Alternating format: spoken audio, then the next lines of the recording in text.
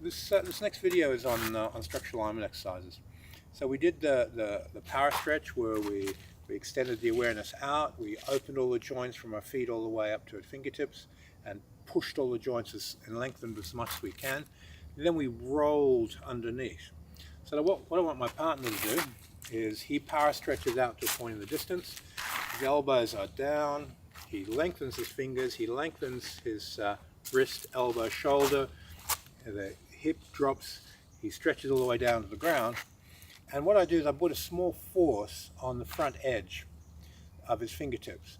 Now what I want him to do is just with his fingers roll the finger joints and the wrist underneath. So we'll get this down a little bit there. Perfect. Okay, so now you feel the pressure I'm giving you.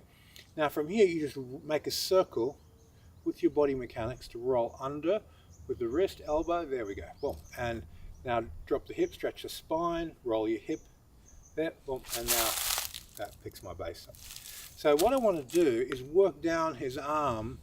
He power stretches again.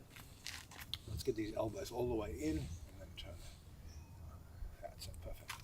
Okay, so we roll everything under. This goes down, this goes down, this goes down, and you roll underneath and pick my base up a bit more. There we go. Okay, so now I'll go to the inside and I'll just put my middle fingers onto the hollow of his palm, and then he does it again. He rolls everything under. Perfect. And then I go on the top of his wrists, just crimp his wrists, he rolls and drops his wrists under. And then onto the outside of his arm, elbows in a bit more, good, and then he power stretches out. So we're going from a lengthened stretch to a roll. A lengthened stretch to a roll. We're switching between this power stretch out and the roll on each one. And then I very creatively just find these lines. You drop under, power stretch, there we go. And move through each contact point on his arm, drop the hip, stretch the spine, power stretch through. And then on the elbow, power stretch through. Good. Power stretch through, there goes a deer. Power stretch through, nice, okay. Now I just touch him on the chest, but he power stretches and rolls here, and then he makes a circle where I'm touching him on the chest and he rolls under, there we go. And then a little bit under around the solar plexus area. And then I move all the way down his body on his ribs. Every time I'm touching his base, and then he rolls under. Touch his base. Under, there we go. Okay, in the center of gravity, dantian, under, and he rolls the dantian. And you creatively move from the tips of the fingers all the way down to the ankle, pushing on the ankle, and you roll the ankle under. Any stances you're using, if you're using a back stance, whatever that shape is, just take those stances. Always start from this power stretch position and then roll. Power stretch, roll. Power stretch, roll. What this will do is from a very open, stretched out position, it'll generate a rotational ground path. So the facial web will be in an open, stretched alignment, then it connects to the gravity to the ground, rolls under with the ground, you hang the muscles a little bit more and then create your ground path through that stretch. If you just drop the joints down and then try relax and stretch, there's a type of tightness or holding back that exists. But if you're power stretched out and then you drop and roll, everything's already open and you get the cable bridge effect happening straight away. So this is a sort of a little bit of a cheat to get the body into this internal spring power really, really quickly. The difference between Tai Chi and Wing Chun and internal training, Wing Chun is using these power stretching processes to lengthen the joints and then generate the ground path after you've done a power stretch. Where Tai Chi would be hanging the muscle open the joints and creating a looseness in the body to create the Tai Chi body, and then they'll gently fill that with the breath and inflate the body to open up the Jin.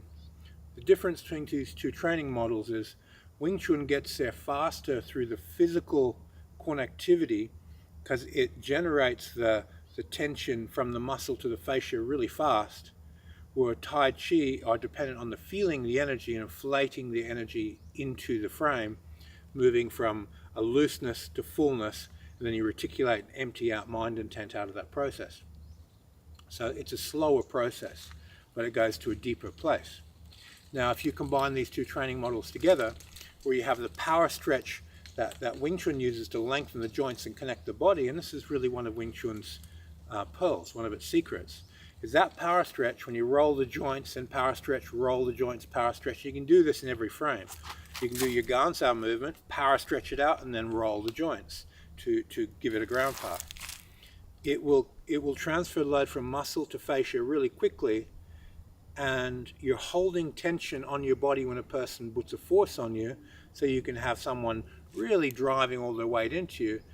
You stretch the muscle out and you relax onto the fascia. So you train a Wing Chun elastic body very quickly. Within 12 months, your body will be cracking with force. The only exercise you need to add into that is some throwing exercises. So when you're doing your Lansao turn and throw, you want to be practicing really getting cracking sounds in your body, cutting the air, the joints cracking, the humming of the fascia and so forth. And that will accelerate that elasticity in the body. The comparison of the training model is Tai Chi is less vulnerable to being uprooted. Wing Chun is less vulnerable to being hit. So the Wing Chun bridge, person's not going to be able to put a strike through it. It's tensile, it's strong.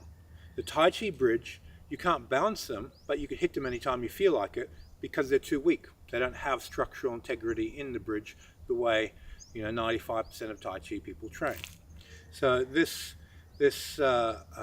training model, when you put the two together and look at where's the balance point between softness, that there's no tension there for the person to catch, that there's no center there for them to bounce, that you have a jelly body, but you have a tensile bridge so you can defend strikes and you can have power to hit very, very quickly. The balance point between these is exceptionally valuable. If you find that, you can't be bounced, you can't be hit, and you can transfer your body weight at a very high speed through the fascia to strike or bounce. Some gives you too much bridge, you bounce them. If someone's soft like Tai Chi, you Pak Sao, Jut Sao, and hit them. And they're not able to stop it because they haven't been building that facial tension of connecting mass the way Wing Chun does. So the balance between these two gives you the optimal state. I look at Tai Chi as the ultimate form of cross-training for Wing Chun, but Wing Chun mechanically is far superior.